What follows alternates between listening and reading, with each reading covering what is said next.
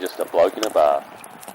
What is up, ladies and gentlemen? Welcome to a very special episode of Bloke in a Bar. And I say very special because the man himself, Beau Ryan, the first ever guest, he's back.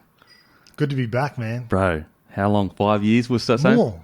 Oh, in West Wollongong we did it, eh? Bro, yeah. And I said, can you come on a podcast? And you're like, what's that? Yeah. It was the first podcast I've ever heard of. It was in, when, 2015? 15, yeah, around there, yeah. I remember it was a Friday because I had to come down and see one of my mates in Wollongong and my family and that. And then I remember getting to your house, your unit, and then going upstairs, and it was set up like this, but in the living room. And way shitter. Yeah, but the same sort of setup with the yep. computer and then the desk. And then you had because I don't know how many rooms you had in there, maybe 2 rooms, 1 room. Yeah. Were you living with anyone? Yeah, ex-missus.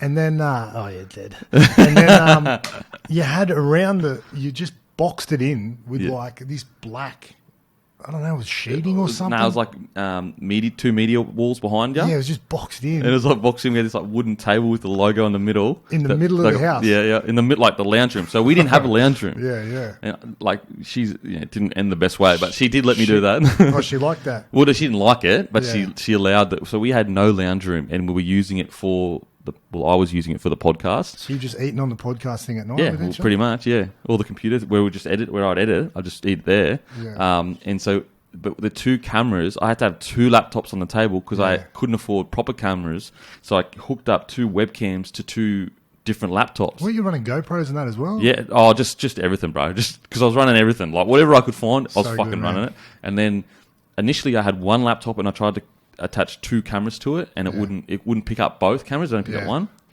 Anyway, so I put 2 there.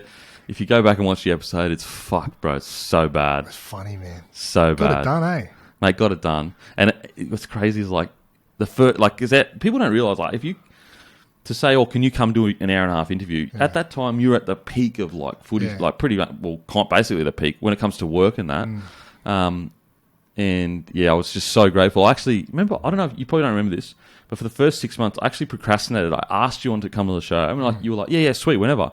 And then for 6 months, I just kept working my job, and I was like scared to start because I was like, bro, I'm just gonna get pumped. Like, head was off, bro. So rattled, so not confident with it. But yeah, I met you 2 or 3 years earlier on day 2 of a Larry. Yeah. Was it Mad Monday?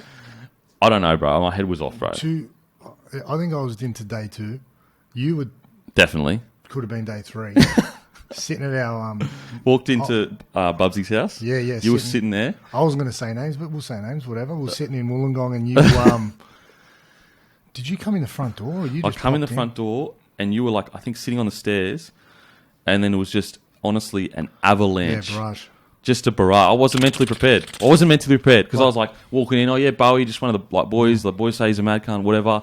Walk in, and it was just like off the bat. Fuck, what are you doing here? Can't rah. Just spam me. Man, those were the days. What that would have been nearly 10 years ago. We were I don't know, man. We had a good crew. I think I was at Tigers and all the Dragons boys and, Bubs, Dell, Coops, all those guys and all the younger guys. They lived together and hung around and all we used to do was put shit on each other, eh? Bro, it was crazy. Remember the WhatsApp group? Oh, mate, it used to get really... crazy. People got deep, man. Mate, too deep. And then if you were quick enough to get back into them, man, there was fights. Bro, that WhatsApp group rattled me. Yeah. I say this all the time. Yeah. Because I used to think that, like, I could be funny if I tried. Yeah. No, you were funny. But that's the thing. No one would say you were funny. They would just say, that's the shittest joke I've ever heard in my life. I think you were funny, man. You were funny, but you just let stuff rattle you.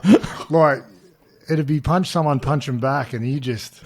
Certain people can dish it out, and some people can dish it out and cop it. And mate, I thought you were funny, but no one would say that on the group. That's what I mean. Like, you put like something funny in the group, and even if they laughed at it, they'd write back, "That's the shittest meme I've ever seen in my life." Like, you're a fucking bum. Yeah. Like I would. It's not like I couldn't cop it, but I feel like I just was getting pumped from all angles. Yeah. I was the punching bag. Well, you were late to the crew, man. Yeah, that's true. And you got to earn your stripes in there, and you didn't really have an alliance. No alliance. I had no one to back me in the... Nah, you had no one, and I had my boys in there, and it was just like... It was like Gallipoli. You stepped off the boat, bro, and it was just a free-for-all. Peppered. You might, like, put a picture up, had this mad, like, whatever, and then 6 blokes would be like, what is that shirt, Yeah, cunt? yeah. If you ever wear that again, I'll flog Yeah, you. you're a piece of shit. I left the group a couple of times, man. It got hard when we were playing footy, Mate. and I was playing for Tigers, and we were going good then. And when we played Dragons and lose to them, and Jolie Thompson and that got in there, Yep. and I don't know, man. We just always used to. And you started a splinter crew, the 88 crew. Yeah, fucking dogs. what we did, we went to, and then when I went to Cronulla, we started off going good, but we just couldn't beat the Dragons, so I just had massive head noise. Yeah. And every time, I just wouldn't want to open it because then you would all jump on. And, then you just, if I'm getting pushed in the corner, I just get personal. Yeah, there's 100%. always that one guy. If you feel like you got nowhere to go, I just go boom, personal.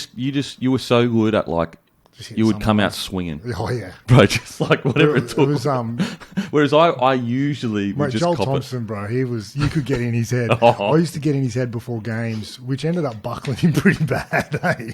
I feel looking back, it was Mate. probably not good for his career, man. But he's good, mate. He was good fun. I He's a legend. still bump into him. Mate, and I talk love about it. Jolie. Every time I speak to him, it's like we haven't not spoken to each other in ages. You know, He's it's a like good man. similar to Yeah, he's a good man. us. But yeah, so people listening, man, if you enjoy this podcast, OG, it's a huge thank you to Bowie. I'll always be grateful, bro. Look at you now, man. Always You're grateful. killing it. I'm proud of you. Mate. Well, it just people don't understand. For you to be where you were at, to come on, you didn't even know what a podcast was. You were just like, yep, whatever you need, I'll help you out. Like, that was such a huge favour because from there on out, if I needed to, I didn't usually, but if I needed to, I could say, oh, Beau Ryan's been on the podcast. Yeah. It helped so much, bro. Nah, it was good, mate. The funny thing that happened recently, when I was away filming for the race, one of the guys, because I knew you were killing it, I watched the content, and Yep. the way the Insta works and that, because I look at yours, I get the news, like if someone's signed somewhere or someone's leaving or if there's a scandal, whatever, I get it off there just to keep my ear to the ground, especially doing stuff on radio and that. But I was in quarantine in Cairns when I spoke to you. And we just finished quarantine, and I'd come downstairs. We were in there for 2 weeks in a hotel, which was... Oh, bro, for you especially. People that don't know Bowie, he loves man. to chat Yeah. and just do stuff. I was wigging out, man. But one of the guys, Reese, who worked on the show, I won't say his name, but Reese, yeah. No, he come down and he had the Bloke Speedos on. Oh, okay, yeah. And I had the Speedos on in the pool and that, and everyone else was wearing boardies and that because they were weirdos. Yeah. But I said, "Oh, how do you know Dana?" And he's like, he had no idea, but he just loved it. Love the brand. Loved okay. the brand. Yeah, okay. So I said, "I'll get some beers straight Yeah. away." Fuck, so I how ring good's you that? and got some beers and that, and it was good. Just that's when probably the enormity of it hit me, man. Like when a guy I don't even know, I've just started working with him, and then a couple of the other guys I worked with, bro, that was. Well, it's because, like, you know, we're just mates, you know? Yeah. Like, so you don't really it was good. realise. It was good. It was you'd seen it around, but now I look for it. You know what I mean? Yeah. Before I just whatever, but Yeah. now I look for it, go in, and if there's a It's bottle there, or no. whatever. Fuck, man, it's just crazy to think that first episode. So now you're the host of The Amazing Race. What's it, you know, because there are similarities in the sense that, like, you've got people working together for a common goal. Do you get kind of the enjoyable part of watching a team of people try to win something? Yeah, I like... The thing I like about the show in terms of watching the contestants is that anyone can win the show, which it's a bit different to other shows. You know, sometimes you might physically be the best. So if me and you were a team and everyone... when I started a couple of years ago, I looked at the teams when we were in Korea and I made the mistake of picking people on their physical attributes. Being good size, fit, strong. But that means nothing on this show. I mean, you got to be healthy. You got to be able to be active, and there's a lot of running and sometimes climbing, swimming, and strength stuff. But problem solving, man. Yeah. So the show is designed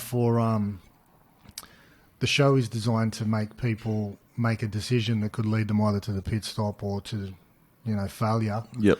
And there's a lot of underdogs this season, so.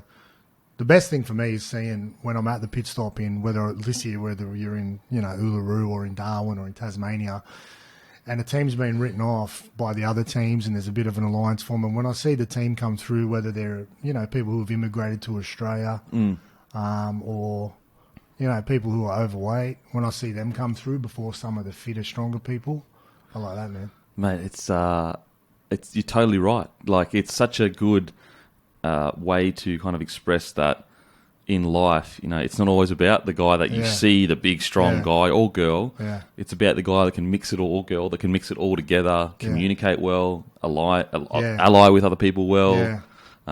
A lot needs to go right to win a show. And the thing about when you get to the top probably 5, anyone can win it because it can be luck. Yeah, okay. I mean, we're in overseas last year, 2 years ago. We're in went to the Northern Hemisphere, then we went over to Africa. We were in Africa, a lot of Asia. Yeah. But, man, this season is all based in Australia, obviously, because we can't go anywhere. But overseas, man, like, you can have a challenge, whether it's swim out to an island or whatever, or, you know, count bones, whatever it is. But you can do that in 5 minutes, 10 minutes. But if you get in a taxi or a camel, which happened in Mongolia, and you can't translate what you want to say or speak or communicate. Yeah. We had a team, the girls who I thought were the best when we were overseas last year, 2 years ago, these 2 girls from North Queensland, one was a pharmacist, one was a vet. They were super smart, intelligent and fit. Yep. We were in Mongolia, which is between Russia and China. Have you been to Mongolia? Nah, bro, I'd love to. Is it crazy? Everyone's nomads. It's rough, man. Like, Isn't it the most polluted place on earth or something like that, one of their cities? I don't know about most polluted, but it's between Russia and China, and Russia and China are hectic. And is it cold? Is it really cold? It's really cold at night and in the mornings. It's cold, you know, seasonal, but we were in the desert. Okay. So it was hot. And then at night it was freezing. But this girl team was in front by a lot, about an hour, and they got in the wrong taxi. And then we left for the morning at about 8 a.m. And the first team come in at about probably 3:30, 4 p.m. in the Arvo, and the girls went 8 hours off the grid. 8 hours? Got in a cab, tried to explain where to go. And I don't know anyone in the world that can speak Mongolian. Because it's very small. We just watched them on the GPS. Just literally, they nearly went to Russia.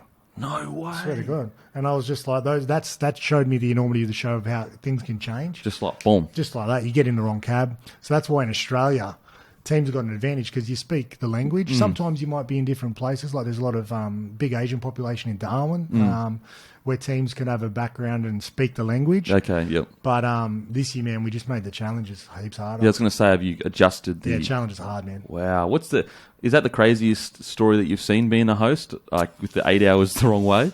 No, the finale. Okay, what happened there? Last year in the finale, we just flew back from Africa, and we got to Asia, and we had one episode in Thailand. So we literally landed on the Friday morning or whatever, filmed all day and that night, and then the next day flew back to Melbourne and had the finale up in the top end. And we're in Katherine, so they were in the teams had to go through Darwin, then fly to Katherine, and then get a helicopter out to the gorge, and then come and find me after they did a puzzle. So I'll do the challenges sometimes, whether it's in quarantine or whatever, to test sometimes. So if it's like a physical one where I've got to hold on a bar or push something, if I do it in like an hour, teams, we give them half hour leeway. So the good teams might be able to do it in 30 minutes, and the slower teams maybe an hour and a half. So we sort of give them a bit of a leeway. Okay. If it's a 10-minute challenge, they might be able to do it in 5 or 20, you know what I mean? We halve it or double it to get your leeway. And we did this challenge. I didn't do this one, but the producers did it, and they said it should take half an hour. And it was like a puzzle of all the places we'd been, and put all the bits of the puzzle together to solve the little riddle, and then come find me at the pit stop. And there was 3 teams left, and they all flew in. It was about 10 o'clock in the morning. They just flew from Darwin in a helicopter and landed on one side of the gorge and got to the puzzle. So they started all doing the puzzle together. So this is like 10:30. So I'm it's thinking literally three-way race. Three-way race. I got the 250 with me.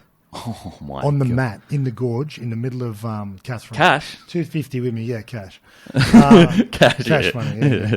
in the suitcase, right? Yeah. We got the mat there. All the producers. We had about 50 people, producers in Channel 10, hiding in this sort of little cave to be out of shot because we're running a drone shot. We've got about 15 cameras. So everyone's just in the gorge waiting for this moment. 10:30, 11 comes. Still working it out. And I've got an ear down there. People are going, yeah, the boys are getting closer. The girls, the siblings, they're all getting closer. I'm still waiting. Comes 11:30. No team. Comes 12:30. Cut thing, now it's 4:30. 4:30. Bro, I've been standing there running Red Bulls out of the cave straight to me. I'm back. I nearly owed down on Red Bulls. I had about 8 Red Bulls. I had just sweating it up too. I wasn't sweating. I started getting delirious. Like, I had a thick shirt on and that, and it was hot, but it was like I was delirious. Was it more just because like you were waiting? I was waiting. At the start, I was ready. I was bouncing around. We'd been away for 5 weeks. You know, I wanted to give the money away. The top 3 teams were the best 3 teams. Yeah. And then, man, next thing it's 6 o'clock. Bro, I've been standing there for nearly 8, like 7.5 hours. That's like not including. cooking. That's not including the hours before. Like, on the travel. Yeah. So I start doing pieces to camera for promos, and we're doing things just to fill the time, bro. 6:30, 7 o'clock, a team finishes. And I couldn't see the teams at the time because everyone had tapped out by then. All the producers are like, it was getting too much. Yeah. It took them about 8 hours to finish. Holy. And then the boys come up in the end, the 2 boys from Newey, and sprinted up, and then they won the 250. Far out. And I was buzzing, man. I've been buzzing before, like, footy, obviously, you play high-pressure moments, especially on the wing. You'll play good or shit. Yeah, yeah. You know, you drop the bomb or you catch a bomb. Yeah. You put the ball down, you drop it. You miss that via you tackling. Yeah. There's no middle ground. Yeah, yeah. And then with this, man, I was in the zone, seeing to hand the money over, and then all the other teams finished. Mad feeling. Adrenaline was just through the roof. It's just like you know, to think that you get to travel around the world and have this incredible, cool moment. Like, obviously at the time your head's off. You're going, mate, like, finish it. Yeah. But at the same time, like, to ever think that you'd be in this position to host a show like The Amazing Race, that's fucking crazy, bro. Yeah, but man, you know what? Like, doing all the stuff I did at Channel 9, whether it's on the panel or in the streets talking to people, it's what I like to do. I like to get out there and relate to people. And I feel like I went to Channel 10 a couple of years ago and did a show with them, did dancing with them. I'd just done all this stuff, some theatre, whatever, live. Everything I'd done has pointed me to the moment of hosting the race. That's when Channel 10, when I sat in the room, I left Channel 9 that day, drove over to Channel 10 with a meeting with the CEO and a few others. And Bev and a few others, they mentioned they wanted me to host the show. And I just felt, this is it. This is everything I've ever done. Wow. In post-footy has led me to this moment. I just knew straight away, man. That's crazy. But the silly thing is, I said, I'll do all the challenges because none of the hosts do the other challenges. The Canadian guy does, who's good. There's one other guy, I think it might should have a host Amazing Race from all the hosts around the world. Oh, yeah. Oh, bro. It's too... Yeah, well, you need 2 people, man. Yeah, oh, yeah. Sorry. But it's... Yeah. I said to her, I'll do all the challenges to just put in perspective. I'll jump off buildings because I hate heights, but I just said it. Yeah. I'll swim, like we were scuba diving in the Barrier Reef underwater, doing some hectic stuff. Do you remember when you were doing the Footy Show and I said, sorry for interrupting you, bro. Oh, good. And man. I was like, no, you just do whatever you want. It's your podcast. But I remember years ago, and I was like, bro, I reckon you could do like, I actually said like similar to Carl Stefanovic, like host something. Yeah. You probably don't remember me saying that, but I used to say that to you all the time. Yeah.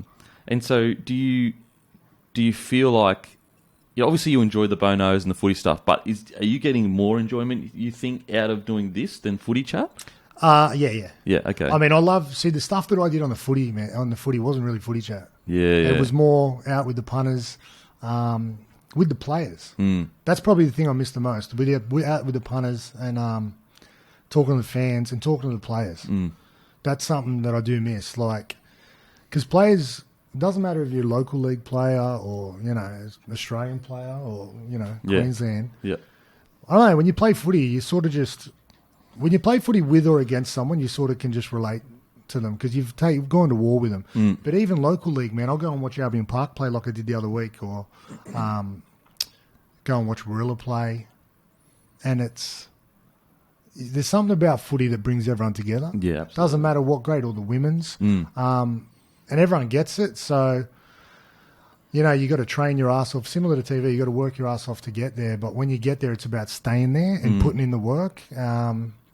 And I like talking to the guys because I know that whether they're just playing first grade full like Albion Park or if they're playing NRL, they've all sacrificed something. And I don't know, guys just, especially being from Wollongong and blue collar and that, I think people just relate to each other better. Yeah. That's crazy. I just checked your wiki. I totally forgot we got the same birthday. May 11th. Sometimes it's Mother's Day. Yeah, it is, Best gift ever to Mum, us being born. Of course. Okay, so did you feel that it was a tight period where, the way you would speak to a footy fan and especially a footy player, transitioning to speaking to just not footy community people, that culture is like way different. Was it a bit hard? Not hard at first, but you know what I mean. That communication's very different. Yeah, I know what you mean. It's But for example, you could walk up to a footy player and go, "Bro, that's the shittest hair I've ever seen in my life." Yeah, no. The thing about what I've actually started to understand is footy is everything for me, man. Growing up, grew up in Albion Park playing footy. Then I went into West Wollongong. Used to go and watch the Dogs play every second Saturday at Belmore. Footy was my life until I got retired and then was injured. And then I stopped and then I was on the Footy Show. So I was still blessed that I could still be a part of it, which meant that I was okay, man. I got mates that retired that just went... 100%. I mean, you saw me. You saw me when I was fucking just crashing, burning. Man. And it's like I can see how it happens, man. You know, you get dark days all the time. I get them now. Yep, absolutely. But being able to do all that stuff and stay plugged in with footy really helped me without me knowing it at the time. But when I went to start doing stuff with Channel 9 after a few years and now at Channel 10, I've realised, which in your world you get it, and living in Cronulla now and then living in the Gong before that, footy's everything. You know, you win a game, best weekend ever. You lose a game, you're depressed. Sharks are playing, Cronulla's buzzing. Dragons win, Steelers win, Wollongong's buzzing. I've learnt now that being out of footy and doing the stuff that I do, no one cares about footy. Yeah, no, it's so true. So I'll go to Channel 10 after this and I've got to record a lot of promos and publicity stuff, and no one cares that, you know, Thurston retired. Yeah, no one cares that, you know, New South Wales lost. Yeah. Which was a shock to me because it meant everything to me. Yeah. It's like sitting there going, like, you don't care I'm at all? You know, what are you doing tonight? And they're like, oh, what are you doing tonight? I'm like, oh, I'm watching, you know, Roosters are playing South, man, massive game. I want to see Latrell and the boys go at it. They're like, oh, who Latrell play for South? Like, they're not plugged in, but it sort of gave me perspective. And travel now for the show just meant that even more. Like we shot in Adelaide, mate. They don't even care. They don't know anyone. They know these four guys, the goats, but that's it. Yeah, and even then, you'd be most people, like some people wouldn't. They have no idea I played footy. Then you go, Queensland's different, obviously. Up the top, Darwin and Tasmania, they don't care. In the middle of the country, they don't care. So it gave me good perspective. Yeah, okay. So my family and values in life everything was around footy and being at the footy, watching the footy, going to the footy. But I've now known that footy isn't everything for me right now. Yeah. It's got me to where I am, and I thank God that it got me to the door. But it doesn't define me right now, which is... It took me a while to accept because usually, you know, people, you know, you define yourself on how you played or who you played for and what you did on the field. But I don't know. For me, there's sort of, I don't know. It's a bit of a win for me that people don't really care that I played footy. They don't know if I was good or shit. I sort of got to start again with them and prove myself as a person or a host. I like that, man. Absolutely. And a guy like yourself, like, you know, for a period, I'm sure, even for me sometimes now, like obviously not as big as you, but you're worry... You're heavier than me. Oh, bro, way heavier, bro. Bloat. Bloat. What are you weighing, bro? What are you tipping about? About 90, 99. I know, bro. Come on, man. You're a dollar. Are you a dollar? Are you 100? I'm 100. Come on, bro. Hilarious. I told you my head was off for about 6 months. Man. Bro, there was a period there. We played it the same way. No, I was lighter. You were what, 82 or something? 83. But I was shredded there for a bit. Then I got in a long-term relationship, bro, and just fucking ruined it. Ruined it, bros. I mean, I'll say that, but really that's not true. Yeah, of course. But yeah, I was going to say, like, sometimes you think, oh, are they just impressed or respect me because of footy or whatever? Whereas you know now, like, they respect me because I do what I do well. Yeah. You know? And it goes back to your question about do I talk to people differently? And yeah, I do. Because you got to. Because the footy culture is... It's awesome, man. You walk into training, you're late, you're getting sprayed. You're early, you're getting sprayed. You got a new haircut, it's the shittest haircut I've ever seen. You lost weight, you're skinny, you're a junkie. You put on weight, you're a fat heap of shit. You drop the ball, you're a piece of shit. You catch the ball, you think you're killing it. Like, you play good, you put something up on Insta, everyone goes, you're a dog, look at you. Bro, they just spray me all the time. Then you go that far to the other way that when I meet guys now and you know, I've got a bit of a culture. When I was playing footy, I was close. I was plugged in. I love the boys, and that's what I miss the most. Yeah, make no mistake about it. I miss going into the sheds every day, seeing the boys, putting your hands in, running out. The crowd and all that's all good. Yeah, okay, you get paid well, but it's just That bond you got, man. Yeah, absolutely. You're looking at each other on the field, the game's in the balance, or you're winning, you're losing. You can't replace that. And that's why people turn to whatever they turn to. That's my opinion. Whereas now, you know, we'll be away, and my producer, his name's Lee from England. Everyone's from England, which is great, but it's taken over Australia. We had a good little crew. It was just basically everywhere we film, it's me and my producer, cameraman, and audio guy. So we're a day in front of the race. Yeah. So if it's Darwin, we film a day around Darwin, then the teams get there. I do all the challenges, and then I set up the pit stop, and they race to me. So I think the first bit we worked like 38 days straight or something. Wow. Like and it's just 37 days straight because we'll keep going. Whereas the teams might get a day off to fly or half day to do interviews. So I was just in the zone, and it's only natural to fall back into that culture where we spray each other. Yeah, it's so true, especially you. And a couple of the boys would get together, and the girls, you get in, and everyone just rips into each other. And I like that. And I think, being retired from footy players are not individual sportsmen. Yeah, they're team people, and if you can find that that team mentality in your workplace, thank God. Absolutely. If you can find it in a team sport, if you can find it in if you can find it in your family, if you can find that the team mentality, you're halfway there. It's when you don't have that and you start doing your own thing and go. That's when you get head noise. That's my opinion. No, I totally agree. So with footy, was it always footy from a very young age for you? Yeah. I love the dogs, man. My nan used to be Peter Bullfrogmore's secretary at the dogs up in the kennel there up at the Belmore. So we were there every second weekend. My godmother was Karen Folkes, rest in peace, Steve Folkes' wife. And bro, I was there sometimes ball boy. In the sheds, no sometimes. Way. Yeah, in the sheds. It was weird because I was young, and like you walk around the sheds, they're all like NRL players, cocks out, and I'm just like a little kid. Like it's probably what fucked me up. Seeing all, seeing all these great cocks everywhere. But yeah, man, just footy is everything. Yeah. Footy was everything, man. Growing up, did you excel early? I was held back. My mum didn't let me play. I mean, held back and said all my mates were playing at like 5 and 6, and I think I started in under 7s because my mum didn't want me to get hurt. Yep. It went good, like playing for my school. Went to school. Our school team played on the weekends, and then went to played at Albion Park, and then we didn't have a team for a couple of years, and bumped into the coach who lived in my street and said, "You should come play for West Illawarra. They don't have enough players." Yep. So then I used to go in there and play. Brett Stewart was in my team, Reece Hambry. We had 3 NRL players, bro. We had 4 in our under-18s team. Wow. At one stage with Glenn Stewart. And it was just the next level because I was always playing Group 7 and it was easier for us. We didn't have a great team, but we went well. We're in the Bs. Okay. We went well. And then I went in there and it was just a whole new level, man. Wow. And playing with Brett Stewart, and that was just... So Brett Stewart's from down Gongways? From Berkeley, man. Berkeley? Berkeley. Berkeley. Brett and Glenn. Far out. I didn't know that. I thought they were Northern Beaches. They went up. They went up and signed up there. Brett got injured when we were young, hurt his back, and then had the diabetes and missed all the junior reps. Didn't play. Bro, he didn't play any junior reps, Harold Matthews or anything. And then I was playing fullback at the time because he was fullback. He was the gun. So I played fullback because we had some good centres.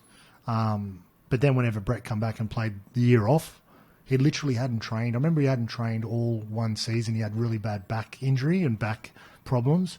He played the grand final in a back brace at 16, and no one could tackle him. What? No one could tackle him. And he didn't play the whole year? Didn't play the whole season, bro. He played a little bit at the start, but he missed like the whole chunk because he had problems. Come out, got pretty much man of the match. Wow. And then he went and played, didn't make the SG ball and that we all played the flag when it got moved. And then Manly, he played in the Country Cup for Illawarra. No one could tackle him. Wow. Him and Glenn.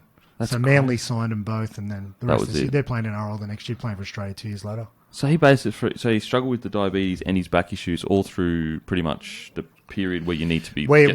He's injured. He had injuries in that, but when you get picked up, so like at 15 when we were playing like Steelers and that, then 16 Harold Matthews, and then SG Ball. He had bad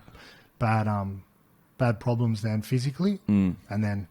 The year off, the year there was no rep teams, he just come back and played local league, and it was just like Killing it. Oh, man, killing it. More than killing it. Yeah. Couldn't tackle him, man. I just remember being in a big game, just pass the ball to him. Yeah, really? He'd just score. Oh, fuck. I mean, he was just so... I feel like... I mean, he is Manly fans appreciate him, and NRL fans appreciate him. So I'm not sitting here saying that, everyone's sitting there going, "Oh, Brett Stewart's not that good." Everyone thinks he's great. He's one of the best. But I think that he was, there was a period there where he was on Billy Slater's level, in my opinion. In his prime, he was the best fullback in the country. And again, I'm not sitting here saying did he have a better career than Billy Slater? No, but I am saying that there were a couple years, 100%, where he was the best fullback in the country. 100%. And then unfortunately, stuff had happened to him, off the field or whatever. That, mate, he had to still deal with and play. 100%. And still killed it. Yeah. Right? He was the face of the game there. Absolutely. But and it was false as well. Yeah, it was all bullshit. All bullshit. Fucking bullshit. But mate, you play with guys, play with a lot of guys. And then in the big moments, obviously you play with Benji, you can do anything, but... obviously Robbie Farah, Toddy Carney was on another level too in his prime, man. Yeah, he was fucking on another level. He was unbelievable. And then you play against these guys, like these guys. You play against all them, and they're next level. Yep. But especially Darren Lockyer used to make me look so stupid. Where's Cam Smith, man? Well, he hasn't retired yet. Oh, he's retired. Oh, is he playing? Or? He hasn't announced it yet. I mean, this book. That's not. I'm not. For people listening, I'm not saying whether he has or hasn't. So don't read into what I've just said. But no, Brett Stewart, man, from local league to reserve grade to playing against him in first grade. Yep.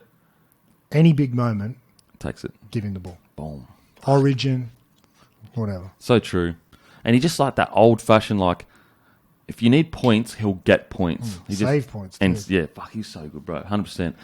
I remember debuting against him, and the video was pretty much 60 minutes of him. Yeah. Just carving blokes. Well, the first game he come back from all that bullshit that happened, that I was talking about earlier, he come back in his debut, his first game, he got suspended for the first 3 games, I think. We played him in round 4.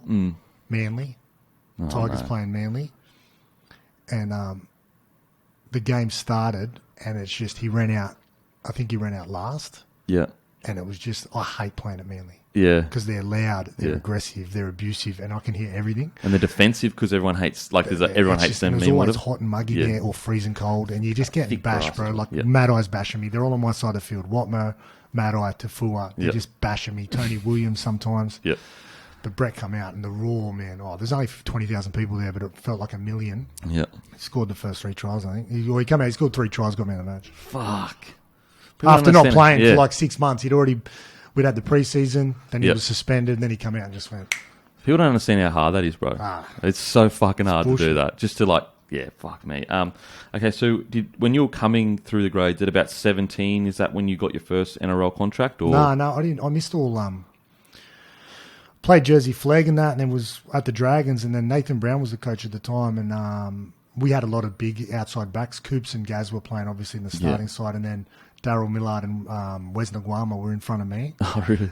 So I was playing centre, a bit of fullback. Yeah. And then they just said, you got to put weight on. And Steve Price was our coach for Jersey Flag, and we had a white-hot team. Then the Morris brothers come through. Yeah. So I found myself sort of 5 deep. I remember when I was 19, I was playing reserve grade when reserve grade was full on, man. Yeah, actual NRL. We had a gun flag team. We ended up winning the comp. But that year, I was playing a fair chunk in reserve grade when it was hard. It was physical. A lot of first graders. Pretty much each side had maybe 10 players that had played NRL. Yeah, and people that went on to play Origin. I remember played Newtown, and the Roosters team were white hot, man. Yeah. And played a lot of that, and was on standby for one NRL game when I was 19. When Coops and Gaz would play City Country, they'd never play, but then play for their club. So they ruled out of that. They played. I missed that. And then never got a contract. We won the comp for 20s, never got a contract because they're too small. They said, you're too small, you got to get bigger. I had another year at the Dragons. I was 21, and then I remember sitting there after, and our whole, basically 15 blokes in our Jersey Flag team got taken in the NRL team. Wow. And it was real disheartening because I was like, man, I reckon I got it. I reckon I can match it with these guys. I just need a crack. I need full-time training. And they were like, no, you're not going to get it. You need to put on weight. So I did everything in reserve grade, played okay in my, I think it was 2006. And then got to the end of the year and I said, I just wanted one pre-season. I know I can do it. Just give me one pre-season. And they said, no, you're not going to do it. We're not going to have you. you need to put weight on, and then we signed. So you were openly saying, just give me one pre-season. Yep. Just all I want. Give me one pre-season to focus on it. Don't pay me. Just give me one pre-season, just to do the November to March. Just give me a crack. But I was behind the Morris brothers, Nightingale, that by then, Wes Nguama, Darryl Millard, and then Coops and Gaz. So I could see where there was no spot, but just give me a chance to fight for it. Yeah. And he said do it for free. Give me the chance. So then Steve Price, I remember sitting on the hill at Cogra after training one day, and he rang Peter General, who was coaching the Balmain Tigers, and they said, I've got this kid, Beau Ryan, he wants to have a crack. And they said, yeah, we want him. Warren McDonald, come up. We'll have him for pre-season. How good's that? So I drove up with Jamie Keith, who was playing at the time. We went up and went to pre-season. Then Keithy tapped out, was doing building, so he left. And I stayed. I was driving... leaving at 4:30 every morning at Albion Park, getting to Concord at about 6:15, stretching, starting at 7, and then we'd train from 7 a.m. till about 11 in the morning. Then we'd have 2 or 3 hours off, and then train in the Arvo because it was too hot in the day. And I just remember looking at the traffic, and we'd finish at like 6:37, and then I'd get home at 9. Mate, and I did that, and I was training hard, and then Sheensy said, man, I'm going to give you a crack. I'm going to give you a game. He said it to me, he goes, I'm going to give you a first grade game. Wow. So I went back to West, Magpies. We were shit, but we kept losing. But he just said, keep doing this, keep doing that, keep doing this. And then one day, Shannon McDonald got injured in first grade. Shannon McDonald, there's a throwback. And I said, give me a chance. He goes, can you play wing? I said, what? He goes, can you play wing? I said, 100%. Never played wing ever. Played a little bit of wing in reserve grade, but not. Didn't know what I was doing, man. Wing's a specialist spot, man. I was playing centre, and I was like, yeah, I'll play wing. Ran out in Canberra, 2007. Canberra, freezing cold, man, middle of winter. Torture. They said, how many tickets do you want? I said, how many can you get? They said, how many do you want? We can do whatever you want. I said, I need 200 tickets. Fuck, no way. Yeah, they said, we can give you 20. I was like, all right, I'll take 20. Had all my mates there, my family, my missus, my boys there, cousins, and went out, played shit. But we won. Like, I didn't really know what I was doing, man. I was playing, they had a gun team. Yeah. And then I played a few more games that year. Yep. And then in the preseason, trained the whole preseason 2008 in the wing. Yep. And and then didn't take a backward step, and so stayed in the team. So 2007 you played 2 games, and then 2009 you were a regular player, or 2008? Yeah, well 2008 I got injured, but I started the start of the year, and then they'd signed a lot of outside backs, and Taniela Tuiaki just went bang out of a cannon. Yep. And they had a few wingers, but I was in the squad and playing. I don't know, I played maybe 15 games, how much did I say, or 12 or so. It just says you became a regular winger. Next season you played 15 games. Yep. Yeah, played 15 in 2008 and then got injured. Yep. So basically played the season that I could. And then 2009, stayed in the team. The funny thing was, man, we just kept signing outside backs. And Taniela Tuiaki was the best player in the world. Bro, he was winger in the world. Unbelievable. Taniela Tuiaki was the best winger in the world, bar none. There was a period there where he was a joke. He was leading the try scorer, and he got injured. We both got injured in a massive game against Parramatta. You know the one where Hayne chipped the ball and it bounced to him? Hayne knew which way it was going. It sort of bounced between Moulton and just went to him. So and I was like, I did my PCL, but I was still playing. Taniela Tuiaki, bro, snapped his ankle in that game. Yeah. And never played ever again. Wow. It was the highest. Japanese rugby wanted him. All the NRL teams wanted him. He was about to sign, I think, a $500,000 deal. Which is huge back then. Huge. You wouldn't even do that now pretty much for a winger. He was the best. He was our get out of trouble guy. Leading try scorer. Then he got injured, and then Brett Morris scored 3 tries in the last game and won. Yeah. He got best winger in the world. He was unstoppable there for a period. Bro, couldn't walk for about 6 months properly. Wow. And then never came back from it. Poor bloke. But I remember in 2010, Taniela Tuiaki was still trying to get back playing, and he was getting fit. Trying to get fit. He was on one leg, but he had a big preseason off his legs, and then was trying to run. And the club signed Lottie Takiri. And I remember going to judiciary. I got put on judiciary for a crusher tackle or something. And Sheen said to me, I was playing right wing and Taniela was playing left. And he said, I just want to let you know first we're going to sign, Lottie Takiri. And I'm like, why? And he's like, well, he's an international player, this and that. And I said, geez, it's going to be a good battle for him and Tuiaki for that left wing spot. And then thank God he didn't he didn't want to play right wing, but he did play. He played left wing, and I don't know, man. I still look back at this moment. If Tuiaki didn't get injured then, and Tuiaki stayed fit, and Lottie Tikiri was signed, I wouldn't have been playing first grade. Wow. And that's a fact, because they were two. Then Lottie Tikiri came over and nearly got leading try scorer. He was white hot. He played for Australia that year. Tuiaki was the best winger in the world the year before, and we would have had both them on the wings. I still tell people I would have had a crack at fullback or whatever. But that moment, man, if he didn't get injured, because that year I started doing Footy Show in 2009 because I was playing regularly. If he didn't get injured, I wouldn't have been playing first grade, and I also wouldn't have been doing Footy Show, because my first week I did a Footy Show, I started doing it, and then Sheen's come up to me after 1 week and he said, heard you on the Footy Show. I said, yeah. And I was always nervous around him because he's a big guy and just loves it, talks so much footy, and he's like, I heard you doing the Footy Show. I said, yeah. He goes, I heard you did it the other day. I said, yeah. He goes, you didn't ask me. I said, can't do it. And he goes, when are you doing it next? I said, tomorrow. He said, you can do it, just don't play shit.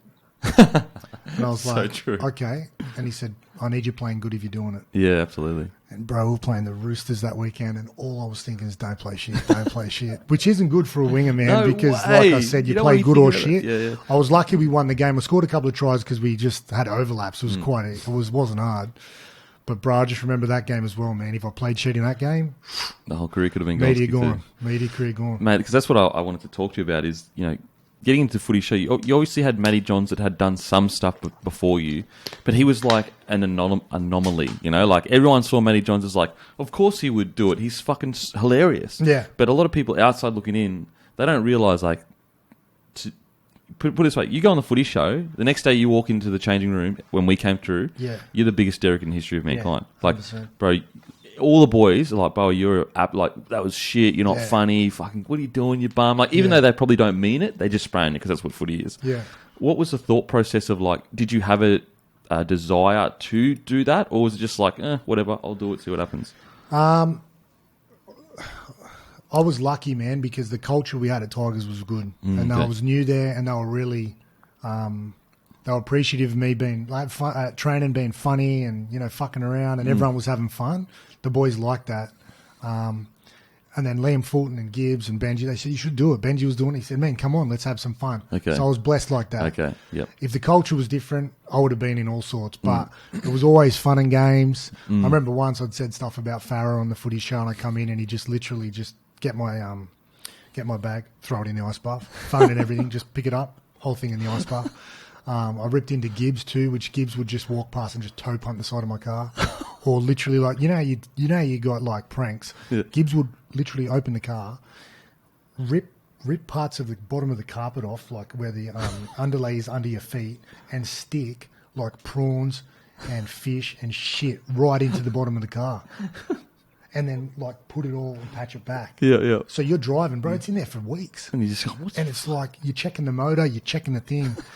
I took it to my mate in Shell Harbour. He goes, bro, you got about 2 kilos of prawn heads under your driver's seat. How the fuck am I supposed to know that? Yeah, you wouldn't know. Do you know what I mean? He's the sort of guy, like, you do a prank on him. So you do something to Gibbs, whether you hide his phone, you come back, he'd set your house on fire. So you're not going to win, man. So he just goes for the kill. Oh, he just goes for the kill. You punch him, he'll shoot you. So that was the only time I got in trouble with the boys. I'd muck around or I'd say something. That's why I always did jokes with my crew, the guys like Benji and the other guys who could cop it all right. But yeah, man, they were accommodating the guys at the Tigers, and like I said, the coach said as long as you're playing all right. And luckily in 2009-10, they were two of my best years I had in my career. So that paved the way. Yeah. Established yourself where, that's just what you do now. Even if you eventually do play not good, you've already established that that's what you do kind of thing. But that first month was super important, and I knew it. I didn't know I was going to have a career, but I knew I loved doing what I did on the show. I knew when I got in front of the camera, I loved it, and I wanted to do it. So I knew the importance of playing well.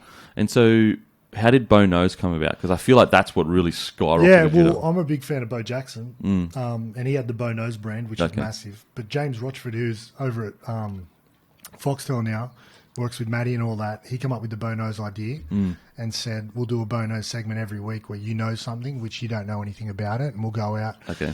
But it might be Beau Knows beer, and then you'll have fun. You'll go to a brewery, and then you'll get a player involved, and he'd write skits, and we just riff with each other and write skits. And he did a lot of the heavy lifting, and then that's how it come about, man. And then, the rest is history, eh? And so what was your most enjoyable part? Like, is there any memories from the Footy Show, like where you, like a story or something that happened or a? Oh, I like being like the fact that players made me look silly many times. You know, like these guys, like JT and even Joey, and used to rip me and make me look stupid with passes or kicks or flip me on my head. Yeah.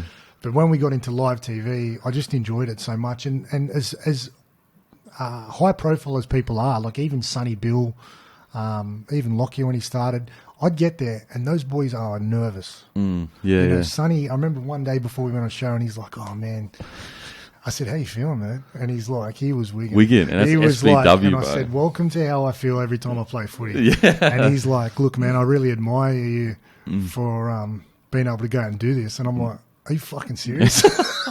Are you serious, man? And then I remember he left and I was like, it was like a pinch me moment. I'm like, this guy, because I just saw they're out of their comfort zones. Yeah, absolutely. So I like that they come into my domain when we went on live, and I would just try and shred them, and we'd have little packages done for Benji where we'd put shit on them, or Joey or Freddie Fitler. The SBW one was funny as well. SBW was fun. Burgess was fun, and we'd just go on there. And back in that day, man, we could say whatever we wanted. Like 10, 15 years ago, man, you were getting away with anything. You could say anything about there, mate. Pommy, culture, Kiwi, whatever. And I think it's most people just like they knew it was a joke. Knew it was a joke, absolutely man. A joke. And the best thing about it is the guys played along with it. Yeah, you know what I mean? True. It was fun because the guys enjoyed it, and Burgess, mate. It's like anything. The higher profile the footy player, the better bloke they are. Like these four guys, whether it's Sonny Bill, it's like that in most sports. The ones that have got the highest profile, the Gallons, Cam Smith. Like, you watch the Cam Smith when you went on your podcast, bro, you're not getting better people. No, 100%. JT, all the high-profile guys, even Kalen Ponga and that, they're the most down-to-earth. 100%. And that shows, because they're blue-collar guys. They grew up with nothing. They grew up in footy areas like we did. They learned to appreciate everything. Yeah, okay, they might be on seven figures, but they're real people, and that's the best thing about it. Absolutely. You're totally right about mostly the high-profile guys are the best blokes, because like in a team sport, you can't rise to those heights unless everyone loves you and respects you. Yeah. Usually, unless you're just, but most blokes are fucking... And what I've found as well in the media world and the business, it's the same, man. Oh, really? Yeah, so like Ginge... who was at Channel 9, who I love, man, more than anyone nearly. He's as down to earth as you can get.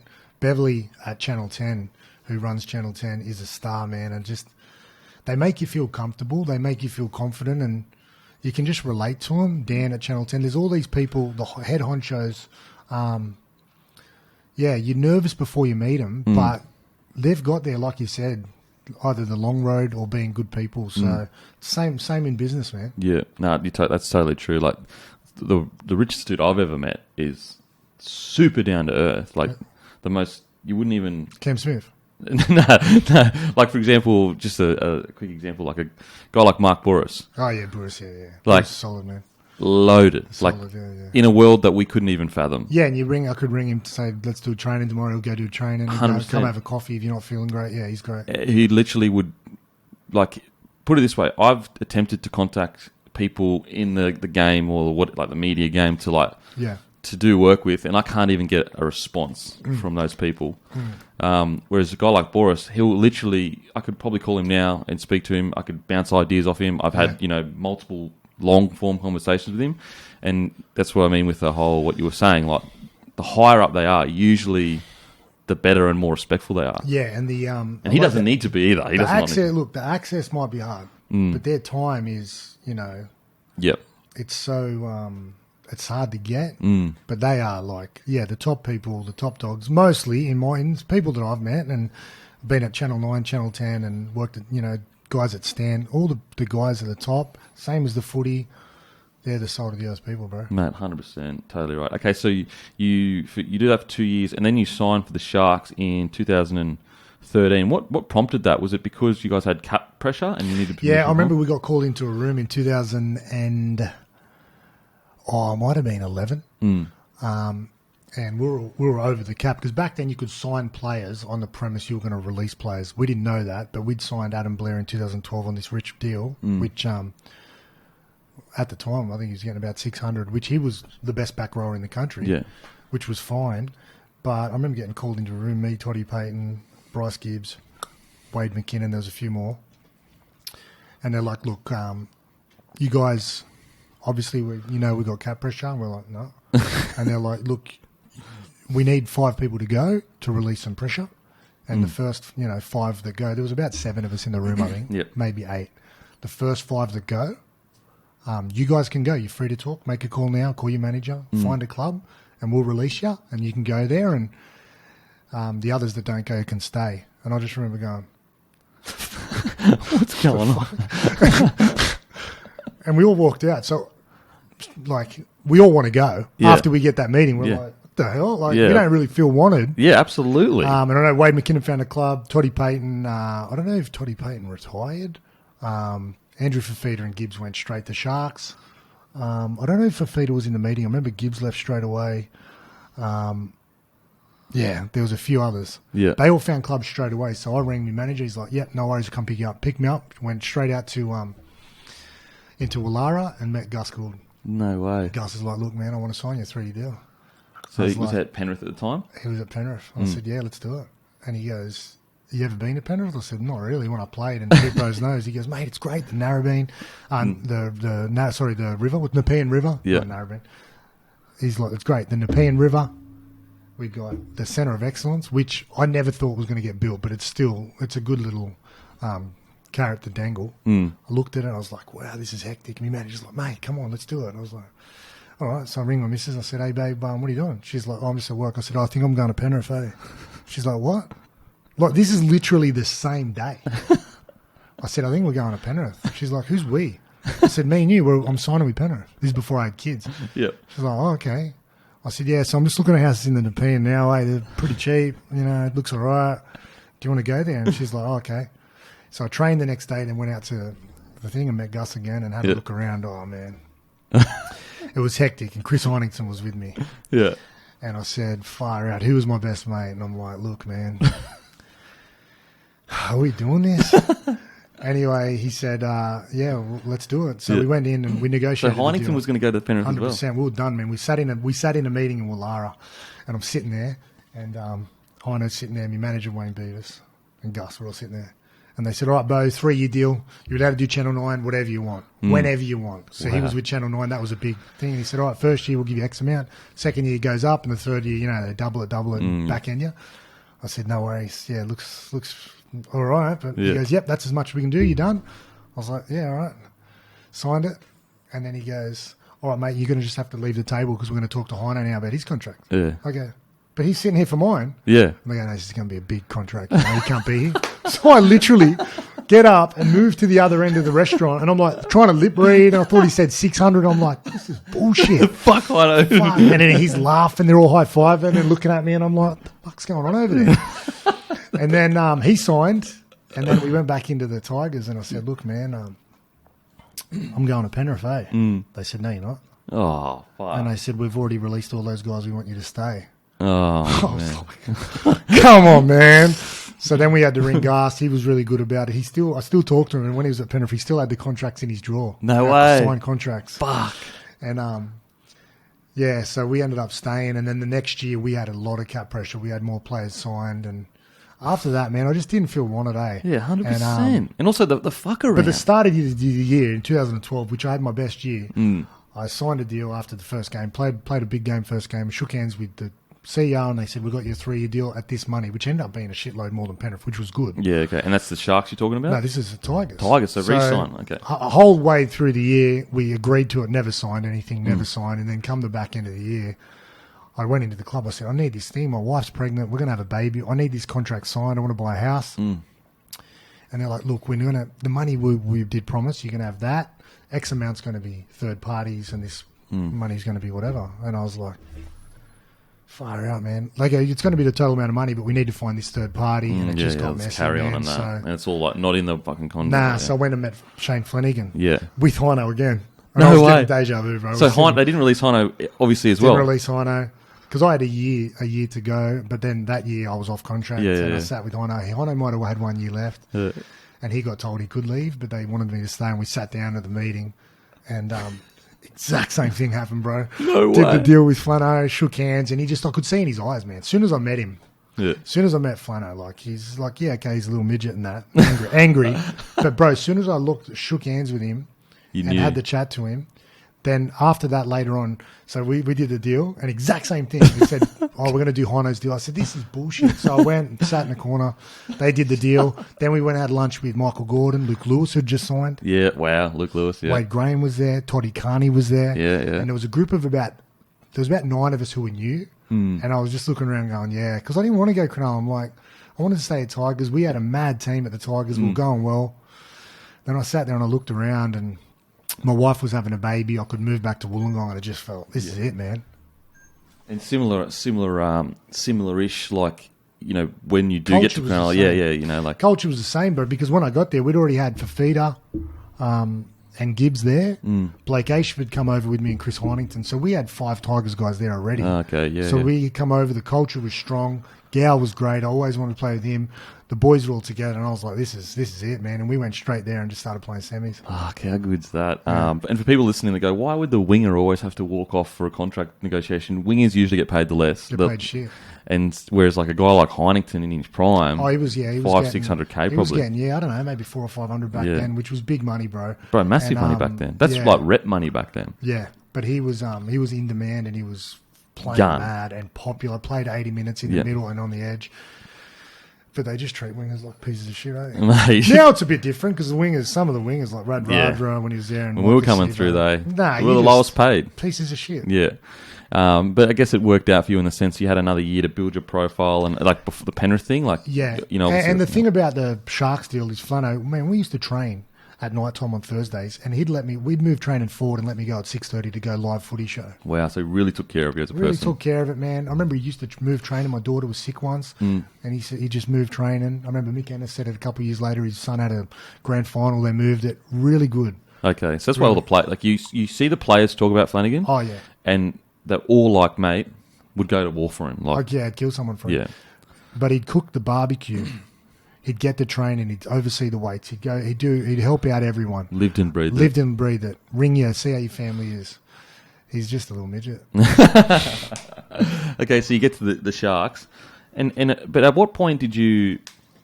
Because like there was a fever pitch for what you were doing that was basically, you know, when you got big on the Footy Show. And you just kept getting bigger and bigger, and things just got to a fever pitch for you, where you were basically the biggest name in rugby league. Did that ever when did that pressure ever start to mount? You know what I mean? Well, I don't know about the biggest name, but times when the show was pumping in from 2009 to 2013, and I was playing as well, and we had a lot of success at the Tigers, and the Tigers got awesome fans. Because Campbelltown, they're one of the rare ones at the West and the Balmain took it well. Well, they didn't take it well in terms of the merger, but their fans did. Yeah, okay. And the fans, I used to love Campbelltown just as much as Leichhardt.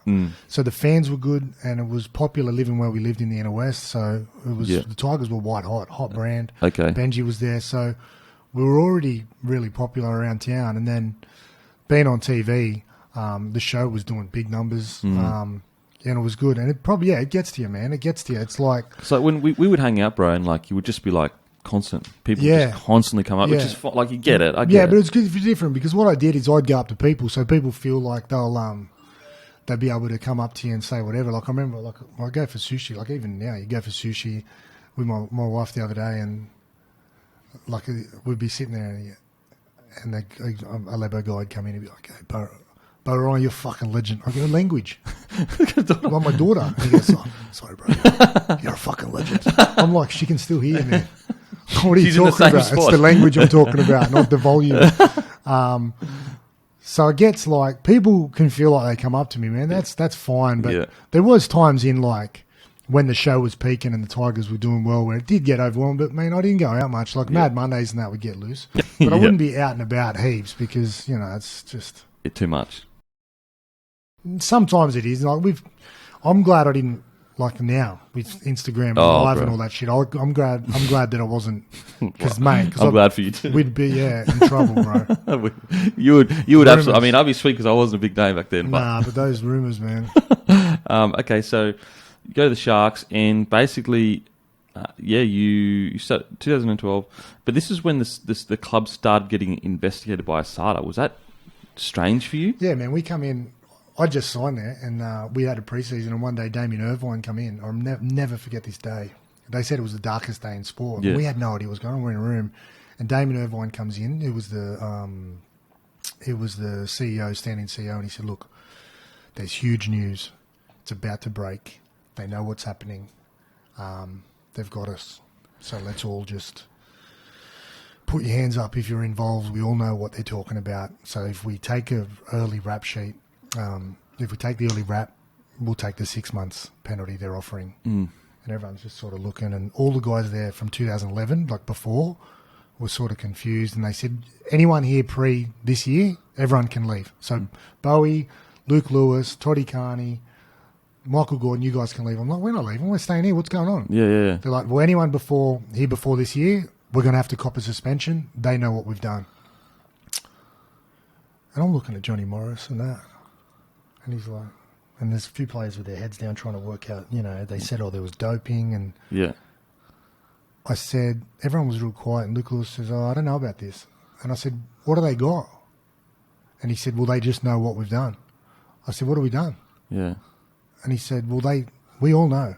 And we're like, what? Yeah. And he's like, well, mate, if we say now, okay, if we admit to it, and we're like, admit to what? Yeah, so everyone was still confused. Everyone was confused, and they said, well, you saw the press report, they're going to get us for doping. And I'm like, I don't think they got anything, eh? And he's like, well, mate, if we take the plea, otherwise we're facing 4 years. And we're like, who's doping? Yeah. And they're all looking at each other. I go, put your hand up if you're doping. No one puts their hand up. Yeah. I said, no, I don't think they got anything, eh? Luke Lewis said, this is bullshit. And then I went from there, and we were in that room for about 7 hours, man. Wow. We had pizza, and we had food in, and everyone was sitting there. And then Damien Keogh come, who I love, who was running the club. And he said, look, the facts are they've said there's been doping from years before. They didn't tell us when, they didn't tell us who, they didn't tell us where, but they just said they had information on players doping. Which was hectic, man, because at the time we didn't know who. Yeah, you saw someone. There must be like maybe one player that's been doing this shit. This was early. This was pre-season, and then over the time, then we lost the coach, then we lose trainers, then the doc. But there was no information, man. They didn't say who, they didn't say where. There was no positive tests. The players were swearing they didn't do it. We believed them, and it went from there. Wow! In our first 4 games, man, we played Gold Coast first game. We had no sponsor we had the sponsor taken off the jersey. We had no coaching staff, right? And we had the threat of losing half of our team and being suspended from the comp.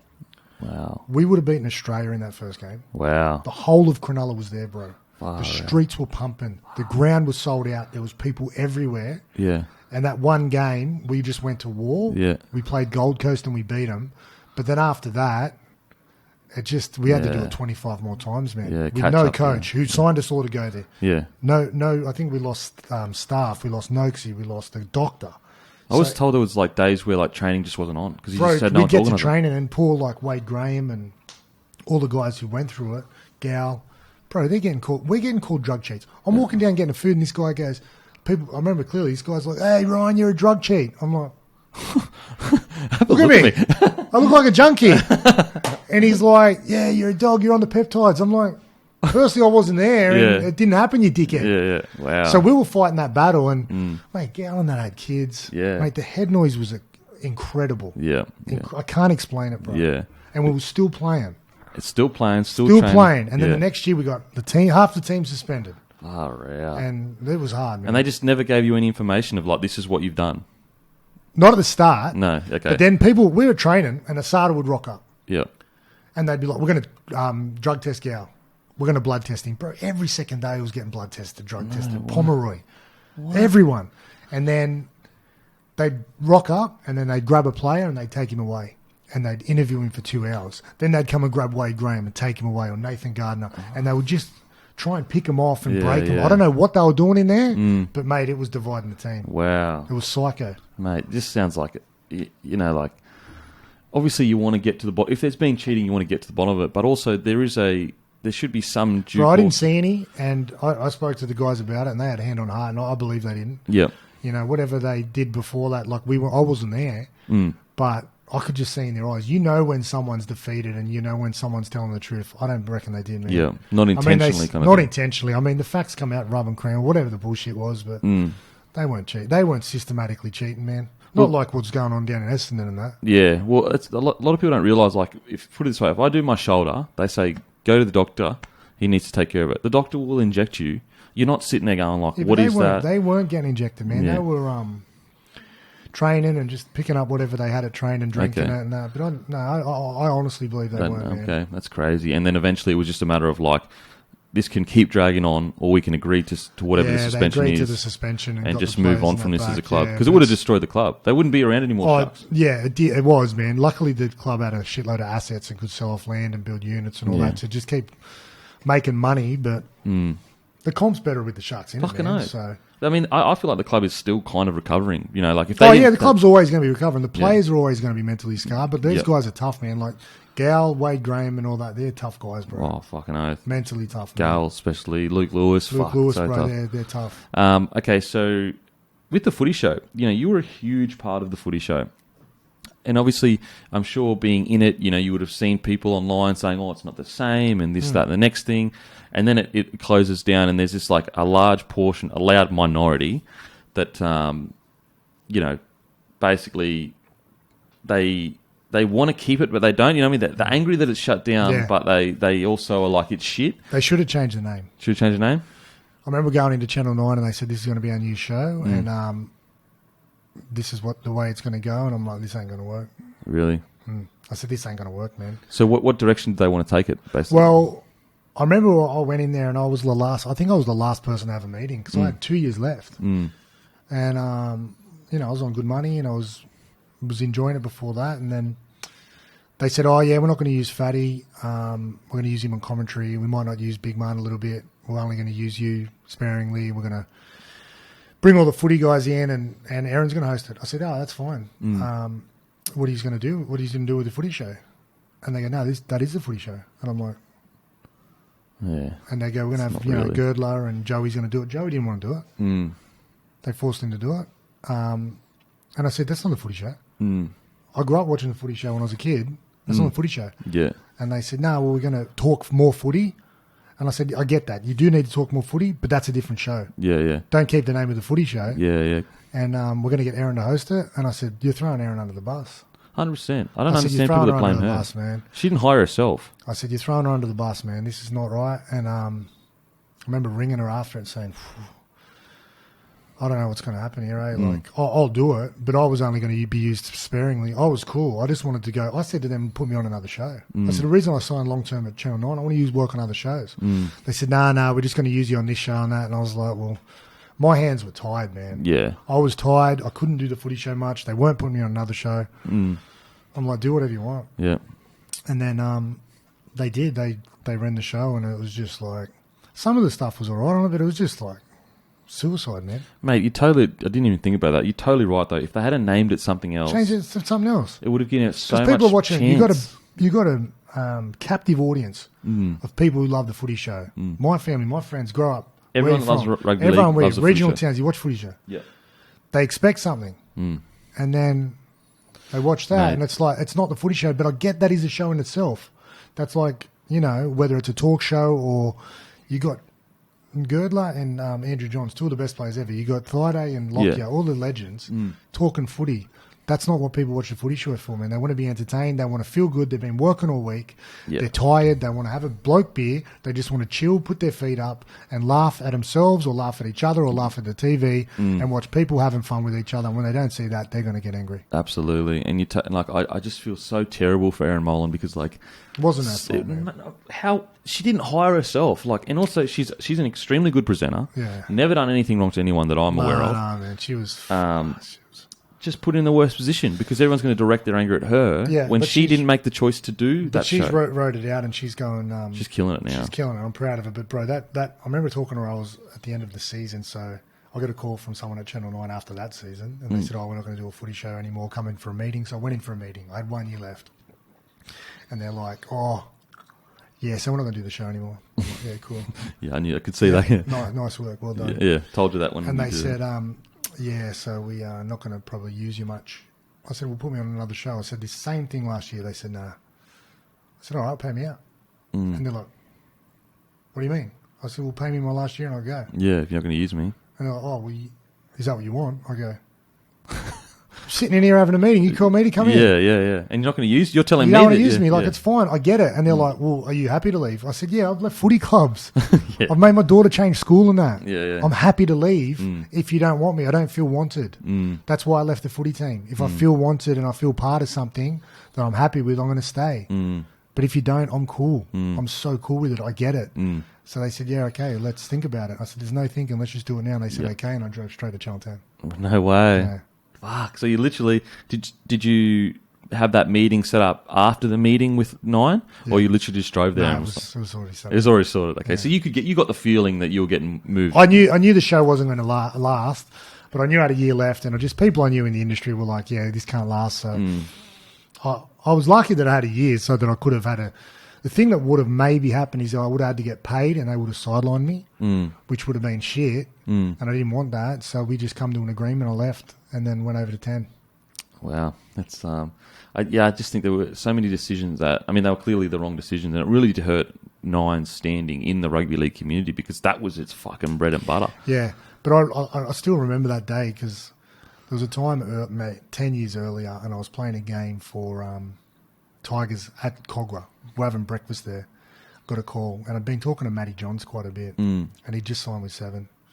And he said to me, he rang me, he said, Bowie, what are you doing? I said, not much. And there was a big article in the paper about Bo Nose and that. He said, you coming to Channel 7? I said, all right. Because I idolised him, man. Yeah. So you think Matty Johns is like... I'm just like, yeah, because that's what I wanted to be. I mean, he's different, but I wanted to play footy and do TV. Yeah, exactly. Our TV is completely different, and our footies couldn't be further from different. But you could see he paved the way. He's a guy. I'm like, this guy's the trailblazer, bro, and I'm following in that trail. Not the same. Yeah, but I'm heading that way. But still, he opened up doors that were. Yeah, so he rang me. He goes, "I've got someone to talk to you. Wants to talk to you." I said, "No worries." Pick up the phone. He's like, "Bowie." I was like, "Hello, who's this?" He goes, "Singo."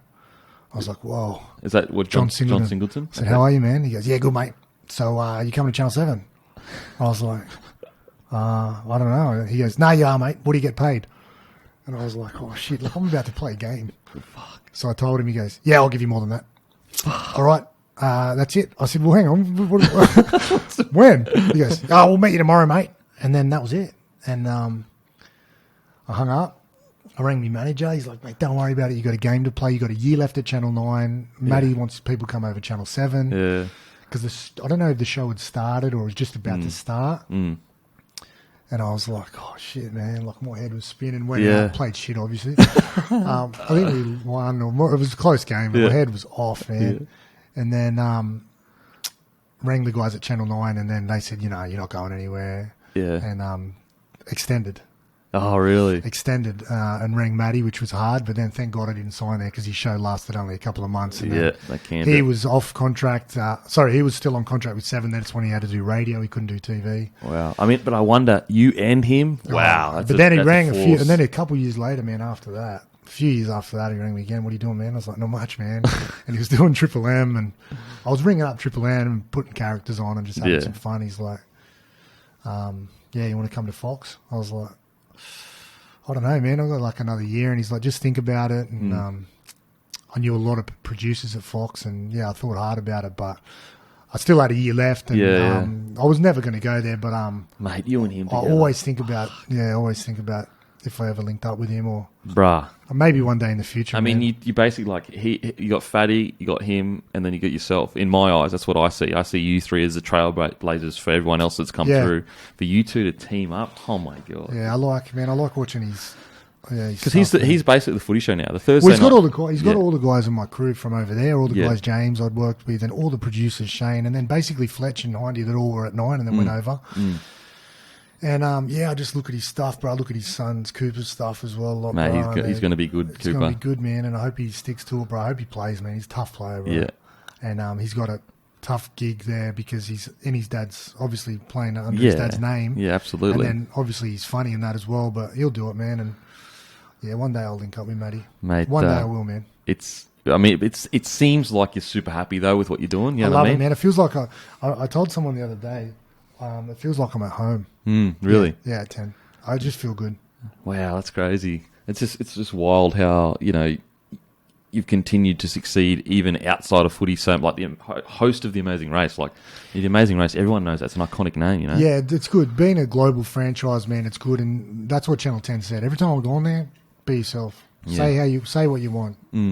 Great teams how you want. Hug them. Yeah. Speak to them with your language. Give them, signs of how you feel about them, and make the show yours. So that's what they've done, and that's why I feel good about it. I was looking at the other day. Remember the song "Where You From"? Yeah. Bruh, that's hectic song. Mate, we made that song for like 16 to 20-year-old kids. Bro, and it's that a would good sign it. song. Bro, it hit 6 to 8-year-olds. Bro, it's a great song. Oh, it was fun, man. We had fun doing that. Bro, the lyrics, everything. It's a great song. No, Like, it was good. Having the Justice Crew or whatever. Having Justice Crew and the Aussie and the Levo and the Kiwi guy, man, it was great. you know what's funny is like the drill scene that's coming around now. Like I'm not saying that it's drill, but it is similar-ish. Yeah. Fuck, it's a good song, bro. Honestly, like obviously it's a bit of a laugh, but I was literally listening the other day. I was like, this is actually Nah, it's fun. It's a fun song. it's The fun. lyrics are funny because remember, bro, we used to day two all the time. You'd be rapping your head off. Rapping and laugh. I didn't ever think you'd have used it. Yeah, no, it was good, man. We wrote that, and the guy, it was good, man. Did that in like half a day. It was fucking good. So good, bro. So good. Anyway, you got to go. Hey? Yeah, I got a jet. My Sorry, phone's bro. going nuts. Sorry, bro. One sec. Hello? Hey. Yeah, all good, bro. Sorry, I was just on finishing a podcast. Oh, all right. Do you want to call me back? Yeah, no worries, bro. I was just going to do this one interview in your other room. Yeah, sweet. Yeah, 100%. Look at these 12 missed calls. Fuck. I just got to do one in there. Is Yeah, that right? no, totally sweet, bro. All good. I think that's us for the day. As you can see, Bowie is, he's absolutely killing it. This is the life of a fucking star celebrity. He's basically going to have interviews all day. So, hope you guys enjoyed that podcast. He's a legend, and there he is again. Anyway, it's just like, guys, if you ever wondered what the life of celebrity is, because they've got the Amazing Race. So tune in. I'll be tuning in the Amazing Race. I think it's in the next week or two. So make sure you tune in because this is what he's doing. Basically, he goes on like a press run, and he's put it this way: Bowie's such a legend, boys, such a fucking legend that he basically could only do, I think, 1 or 2 podcasts. He was that was his like press release from Channel 10, and then he has to do like radio interviews and just days and days of interviews. And he chose this, out of all, he could have any podcast in Australia he could go on, and he chose this out of loyalty to me, loyalty to rugby league. So Bowie's a legend, guys. Honestly, I cannot fucking, came on the podcast so many years ago, and then for him to, he rang me. It's like, bro, I can only choose 1 or 2 podcasts. I can obviously do whatever I want. I want to fucking come on your podcast. So support him. Watch the show, guys. He's a fucking legend, as you can hear. I hope you enjoy the podcast. As usual, I'll go and fuck myself. Thank you.